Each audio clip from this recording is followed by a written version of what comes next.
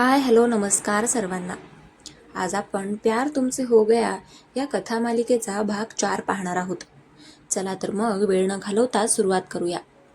कोल्हापूरच्या त्या जुन्या वास्तूमध्ये रात्रीची शांतता पसरली होती, पण सत्यजित आणि काव्याच्या मनात मात्र विचारांचे काहूर माजले होते. विक्रमने दिलेला तो इशारा एखाद्या सुप्त ज्वालामुखीसारखा होता, जो कधीही फाटू शकला असता. काव्या वाड्याच्या गच्चीवर उभी राहून अंधारात दूरवर पसरलेली कोल्हापूरची शांत गावे पाहत होती.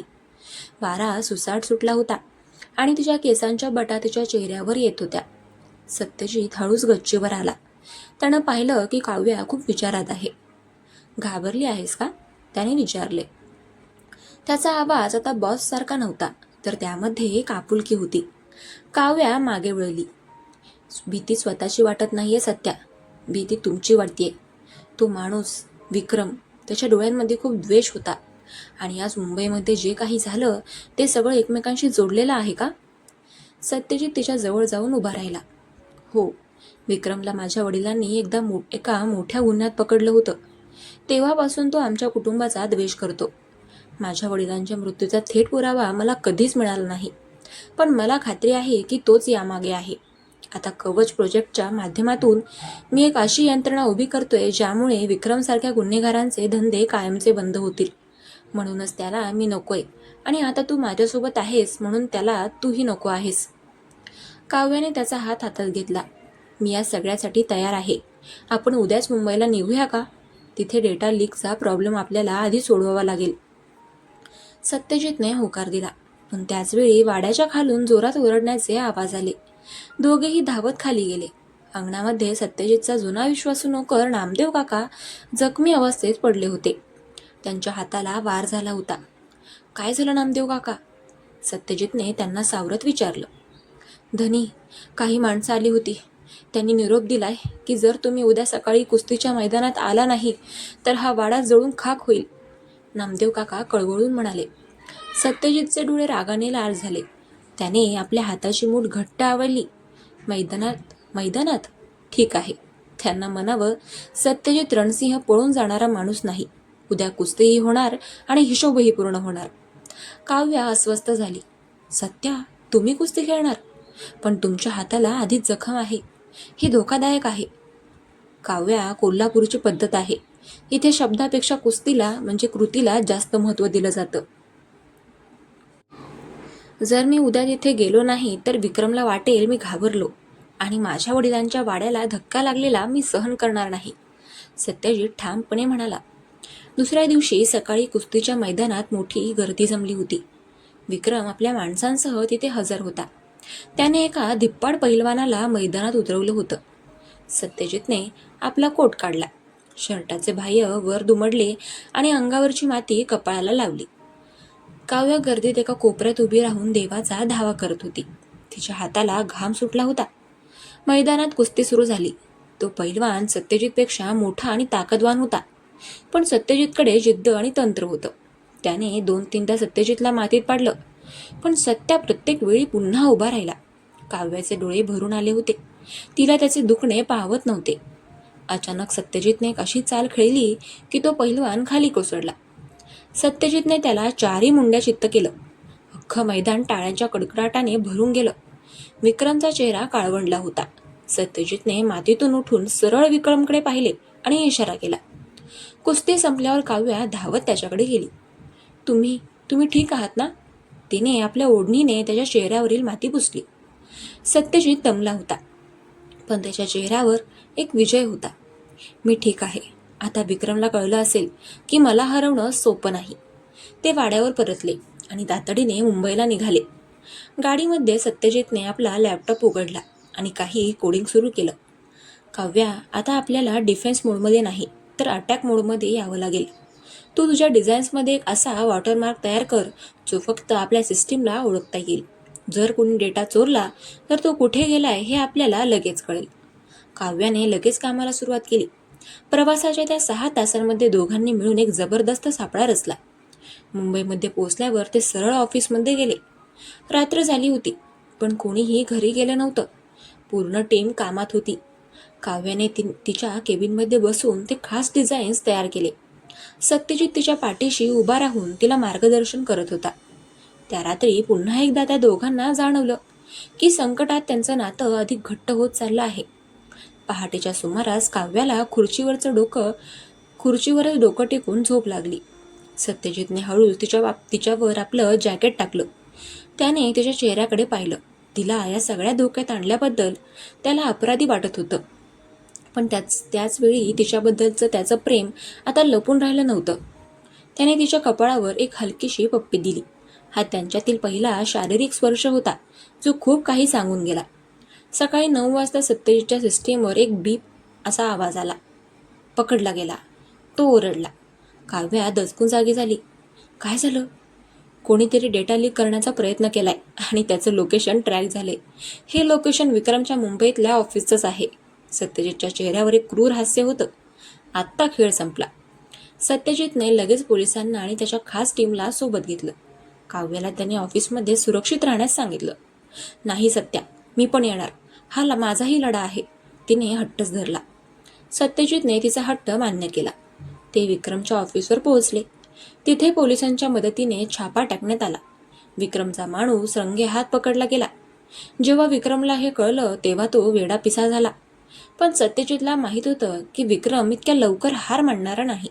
त्याने काव्याकडे पाहिलं आणि म्हटलं, काव्या, आपण आज एक मोठं युद्ध जिंकलो आहोत, पण ही अजून पूर्ण विजयाची सुरुवात नाही. आता विक्रम अधिक धोकादायक होईल. काव्याने त्याचा हात घट्ट पकडला. होऊ दे, आपण एकत्र आहोत ना, मग कशाचीही काळजी नाही. 7व्या भागाचा हा शेवट एका मोठ्या विजयाने झाला होता. पण त्यांच्या नात्यात आता एका नवीन वळणाची सुरुवात झाली होती. सत्यजितने तिला केलेली ती पप्पी आणि काव्याचा त्याच्यावरील विश्वास हे भागांच्या या प्रवासात प्रेमाचा अंक आता खऱ्या अर्थाने उघडणार असल्याची साक्ष देत होते. आता पुढच्या भागात जेव्हा विक्रम काव्याला थेट संपवण्याचा प्रयत्न करेल तेव्हा सत्यजितचा रौद्र अवतार काय असेल आणि त्यांच्यातील हे प्रेम जगासमोर कसे येईल हे पाहणं रंजक ठरेल. विक्रमच्या अटकेनंतर मुंबईमध्ये काही काळ शांतता पसरली होती. पण ही शांतता वादळापूर्वीची होती हे सत्यजित आणि काव्या दोघांनाही ठाऊक होतं.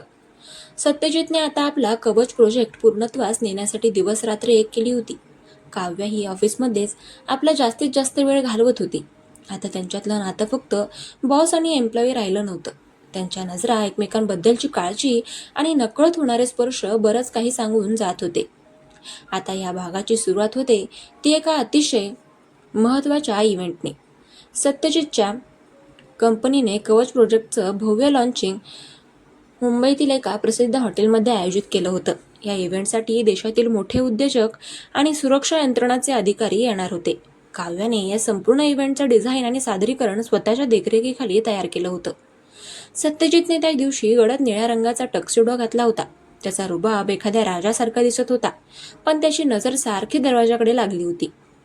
तो काव्याचीच वाट पाहत होता. थोड्याच वेळात काव्याने हॉलमध्ये प्रवेश केला. तिने पांढऱ्या रंगाची नक्षीदार साडी घातली होती. केसामध्ये छोटासा गजरा मारला होता आणि गळ्यात सत्यजितने कोल्हापूरवरून आणलेली एक छोटीशी सर म्हणजेच दागिना होता. तिचं सौंदर्य पाहून सत्यजितच्या काळजाचा ठोकाच चुकला.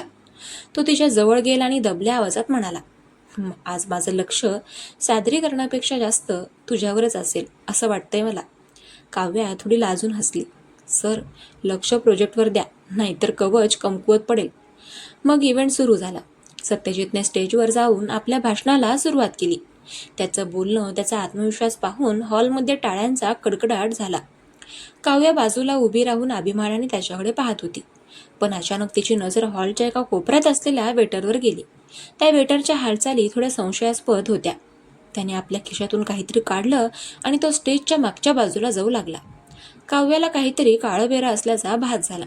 तिने सत्यजितला खून करण्याचा प्रयत्न केला, पण तो सादरीकरणात मग्न होता. काव्याने विचार केला की कोणाला सांगण्यापेक्षा आपण स्वतः जाऊन बघूया. ती हळू स्टेजच्या मागच्या विंगमध्ये गेली. तिथे अंधार होता. ती सावधपणे पुढे सरकत असताना तिला कुणाच्या तरी पावलांचा आवाज आला. अचानक कुणीतरी मागून तिचं तोंड दाबलं आणि तिला एका खोलीत खेचलं. काव्याने प्रतिकार करण्याचा प्रयत्न केला, पण तो माणूस ताकदवान होता. तो विक्रमचा माणूस होता जो जामिनावर सुटून आला होता. तुझ्यामुळे आमचा मालक अडचणीत आलाय. आता तुला त्याची किंमत मोजावीच लागेल, तो म्हणाला. दुसरीकडे स्टेजवर सत्यजितचं भाषण संपलं होतं. तो काव्याला शोधू लागला, पण ती कुठेच दिसत नव्हती. त्याला आता अस्वस्थ वाटू लागलं होतं. त्याने त्याच्या सिक्युरिटी टीमला अलर्ट केलं. काव्या कुठे आहे? ती 2 मिनिटांपूर्वीच इथेच होती. सिक्युरिटी गार्ड्सनी शोध सुरू केला. सत्यजित स्वतः स्टेजच्या मागे गेला. तिने त्याला काव्याच्या साडीचा एक छोटा तुकडा आणि तिचा गजरा खाली पडलेला दिसला. सत्यजितचा पाराच चढला. त्याने आपल्या खिशातून फोन काढला आणि काव्याचा फोन ट्रॅक करायला सुरुवात केली. नशिबाने काव्याने तिच्या पर्समध्ये एक छोटा कवच ट्रॅकर ठेवला होता, जो त्यांनी टेस्ट केला होता. सत्यजित वेगाने हॉटेलच्या बेसमेंट पार्किंगकडे धावला. तिथे एका व्हॅनमध्ये काही लोक काव्याला बेशुद्ध अवस्थेत नेत होते. सत्यजितने आपली गाडी आडवी घातली आणि व्हॅनला जोरात धडक दिली. तो गाडीतून बाहेर पडला. त्याचे डोळे रक्तासारखे लाल झाले होते. तिला हात लावण्याची हिंमत कशी झाली तुमची? त्याचा आवाज वाघासारखा गरजला. 6-7 गुंड त्याच्यावर तुटून पडले. सत्यजित कुस्ती खेळलेला असल्यामुळे त्याला अशा मारामारीची सवय होती. त्याने एका पाठोपाठ एक सगळ्यांना लोळवलं. कोणाच्या हाताचं हाड मोडलं तर कोणाचं नाक. पण एका गुंडाने मागून त्याच्या डोक्यामध्ये काठी मारली. सत्यजित थोडा गडबडला, पण तो खाली पडला नाही. त्याने त्या गुंडाची कॉलर पकडली आणि त्याला जोरात गाडीच्या काचेवर आदळलं. सगळे गुंड पळून गेले किंवा बेशुद्ध पडले असतील. सत्यजितने धावत व्हॅनचा दरवाजा उघडला. काव्या आतमध्ये हातपाय बांधलेल्या अवस्थेत होती. त्याने तिचे बंधनं सोडली आणि तिला बाहेर काढलं. काव्या, डोळे उघड. काव्या. काव्याने हळूच डोळे उघडले. सत्यजितला जखमेतून रक्त येताना पाहून ती रडायला लागली. सत्या, तुम्ही पुन्हा स्वतःला संकटात टाकलं. सत्यजितने तिला घट्ट मिठीत धरलं. तुझ्याशिवाय माझं हे साम्राज्य आणि हे यश काय कामाचं? तू माझी ताकद आहेस काव्या. तुला काही झालं असतं तर मी स्वतःला संपवलं असतं. त्या रात्री त्यांनी हॉटेलमध्ये परत जाण्याऐवजी समुद्र किनाऱ्यावर जाण्याचं ठरवलं. मरीन ड्राईव्हच्या त्या कट्ट्यावर दोघेही शांत बसले होते. वारा सुसाट होता. सत्या, आपण हे किती काळ करणार आहोत? विक्रमच्या मागे अजून किती लोक आहेत कुणास ठाऊक? काव्याने काळजीने विचारलं. सत्यजितने तिचा हात आपल्या हातात घेतला. जोपर्यंत मी विक्रमचा पूर्ण नायनाट करत नाही तोपर्यंत हे थांबणार नाही. पण आता मी तुला एक विचारू इच्छितो. काव्या, मी खूप खडूस आहे, वेळेचा पक्का आहे आणि रागीट आहे, पण तुझ्याशिवाय मी अपूर्ण आहे. काय तू माझ्या या वादळी आयुष्यात कायमची सोबती बनशील का? काव्याच्या डोळ्यातून आनंदाश्रू वाहू लागले. तिने होकारार्थी मान डोलावली. मी कधीच तुमची झाले आहे सत्या. फक्त तुम्ही ते ओळखायला उशीर लावलात. सत्यजितने तिच्या कपाळावर किस केलं. I love you Kavya. I love you too Satya. त्या दोघांच्या आयुष्यातील हा सर्वात आनंदाचा क्षण होता. या प्रवासात अजून खूप काही घडायचं होतं. विक्रम जेलमधून बसून या दोघांच्या विनाशाचा नवा प्लॅन आखत होता. त्याला आता सत्यजितची कमकुवत नस सापडली होती आणि ती होती काव्या. दुसऱ्या दिवशी सकाळी ऑफिसमध्ये एक वेगळंच वातावरण होतं. सत्यजित आणि काव्याच्या लग्नाच्या चर्चा सुरू झाल्या होत्या. पण सत्यजितला माहीत होतं की जोपर्यंत विक्रम बाहेर आहे तोपर्यंत हे लग्न सोपं नसणार आहे. त्यानं आता एक नवीन निर्णय घेतला होता. विक्रमच्या मुळापर्यंत पोहोचण्यासाठी त्याला आता कोल्हापूरच्या त्याच जुन्या वाड्यावर पुन्हा जावं लागणार होतं, जिथे त्याच्या वडिलांची हत्या झाली होती. काव्या, आपल्याला पुन्हा एकदा कोल्हापूरला जावं लागेल. या खेळाचा शेवट तिथेच होईल जिथे त्याची सुरुवात झाली होती, सत्यजित गंभीरपणे म्हणाला. काव्याने त्याच्या डोळ्यांमध्ये पाहिलं आणि म्हटलं, मी तयार आहे. जिथे तुम्ही तिथेच मी. प्रवास आता खऱ्या अर्थाने थरारक होणार होता. प्रेमाची कबुली तर झाली होती, पण आता ते प्रेम टिकवण्याचं सर्वात मोठं आव्हान त्यांच्यासमोर होतं. कोल्हापूरच्या मातीत दडलेलं रहस्य, विक्रमचा नवा डाव आणि सत्यजितचा अंतिम वार, हे सगळं आता पुढच्या भागात उलगडणार होतं. सत्यजित आणि काव्या यांच्या आयुष्यातील वादळ आता शांत होण्याऐवजी अधिक गडद होऊ लागलं होतं. मरीन ड्राईव्हच्या त्या किनाऱ्यावर प्रेमाची कबुली तर झाली, पण त्या सुखाच्या क्षणांसोबतच एक मोठी जबाबदारी आणि धोक्याची जाणीवही आली होती. सत्यजितला ठाऊक होतं की विक्रमसारखा माणूस जखमी वाघापेक्षाही जास्त भयानक असतो. त्याने आता ठरवलं होतं की या प्रकरणाचा सोक्षमोक्ष लावण्यासाठी त्याला पुन्हा एकदा आपल्या मुळांकडे म्हणजेच कोल्हापूरच्या त्या मातीकडे वळावं लागेल. मुंबईहून कोल्हापूरचा प्रवास यावेळी वेगळा होता. गाडीमध्ये सत्यजित आणि काव्यासोबतच त्याचे 2 अत्यंत विश्वासू सिक्युरिटी गार्ड्स होते. सत्यजित स्वतः गाडी चालवत नव्हता. तो मागच्या सीटवर बसून लॅपटॉपवर काही जुन्या फाईल्स तपासत होता. काव्या त्याच्या शेजारी बसली होती. तिचं लक्ष त्याच्या चेहऱ्यावरच्या बदलणाऱ्या भावांकडे होतं. सत्या, तुम्ही त्या फाईल्समध्ये काय शोधता इतक्या वेळचं? काव्याने हळूच विचारलं. सत्यजितने लॅपटॉप तिच्याकडे फिरवला. हे बघ काव्या, हे माझ्या वडिलांच्या मृत्यूच्या वेळेचे पोलीस रिपोर्ट्स आहेत. यामध्ये एका गोष्टीचा उल्लेख वारंवार येतोय, कोड 7. तेव्हा मला याचा अर्थ कळला नव्हता, पण आता जेव्हा मी कवच सिस्टीम बनवली तेव्हा मला जाणवलं की हे कोणत्या तरी गुप्त लॉकरचा किंवा फाईलचा पासवर्ड असू शकतो. विक्रमला याच गोष्टीची भीती वाटते. वडिलांनी मरण्यापूर्वी विक्रमच्या काळ्या धंद्याचे काही पक्के पुरावे कुठेतरी लपवून ठेवले आहेत आणि ते पुरावे त्या जुन्या वाड्यात असू शकतात का? काव्याने तर्क लावला. कदाचित, म्हणूनच आपल्याला तिथे कोणालाही कळू न देता शोध घ्यायचा आहे, सत्यजित म्हणाला. संध्याकाळी ते कोल्हापूरला पोहोचले. यावेळी त्यांनी वाड्यावर जाण्याऐवजी शहराबाहेरच्या एका छोट्या फार्म हाऊसवर थांबण्याचं ठरवलं, जेणेकरून विक्रमच्या माणसांना त्यांच्या हालचाली कळणार नाहीत.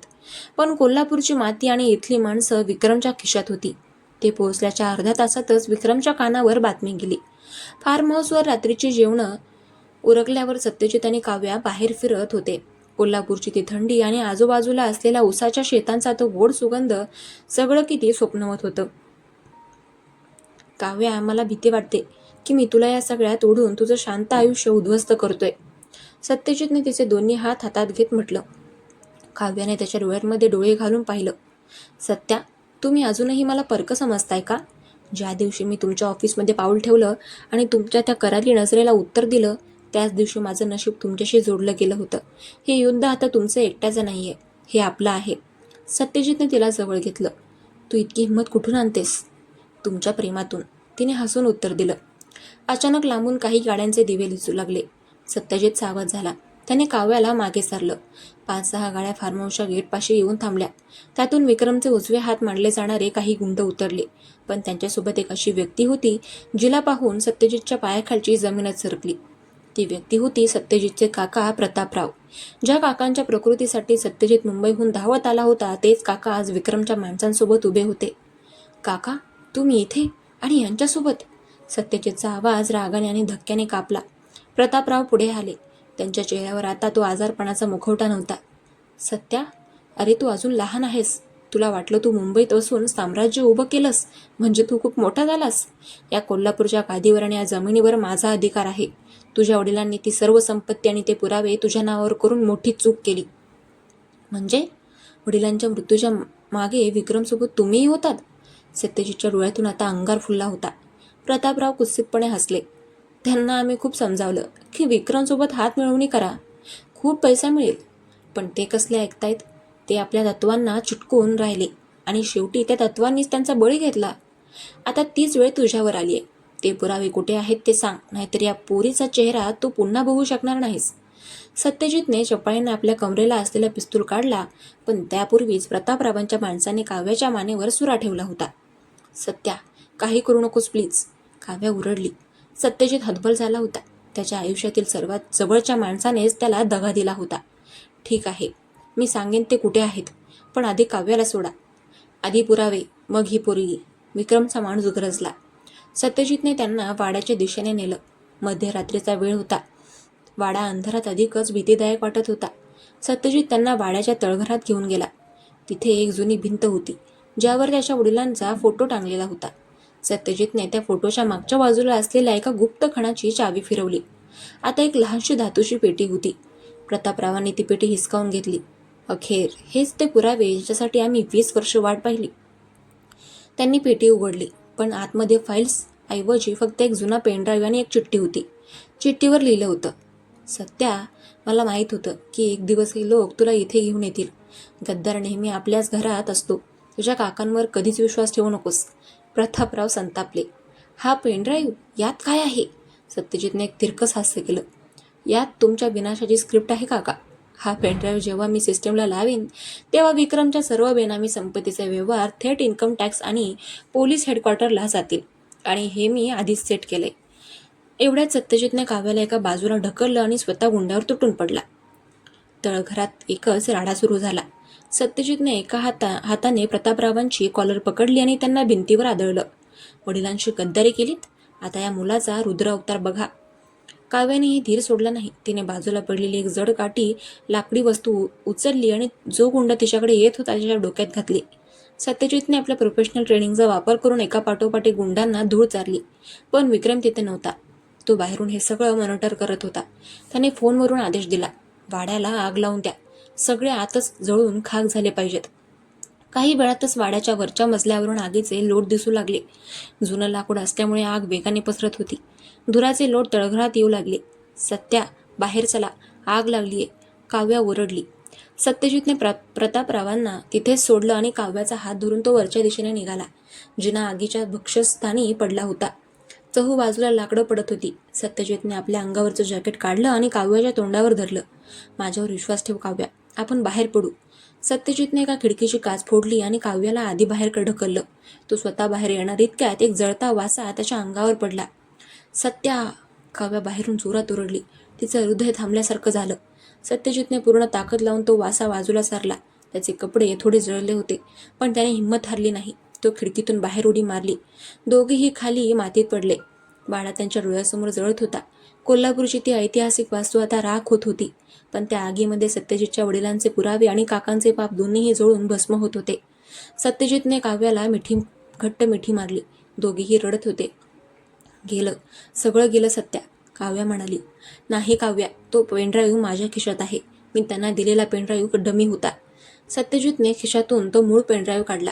आता खरा खेळ सुरू होईल. त्या रात्रीच्या आगीने सत्यजितला अधिकच कणखर बनवलं होतं. आता त्याला फक्त विक्रमला जेलमध्ये पाठवायचं नव्हतं, तर त्याला पूर्णपणे उद्ध्वस्त करायचं होतं. या मालिकेतला हा भाग एका अत्यंत भावनिक आणि थरारक वळणावर संपला. पुढच्या भागात सत्यजित आणि काव्या मुंबईला परततील का, की कोल्हापुरातच राहून विक्रमचा शेवट करतील? आणि प्रतापरावांचं काय झालं, हे रहस्य अजूनही कायम होतं. आता या सर्व प्रश्नांची उत्तरे आपल्याला उद्याच्या भागातच मिळतील. तोपर्यंत पाहत राहा प्यार तुमसे हो गया. भेटूया उद्याच्या भागात. चलो बाय. हर हर महादेव.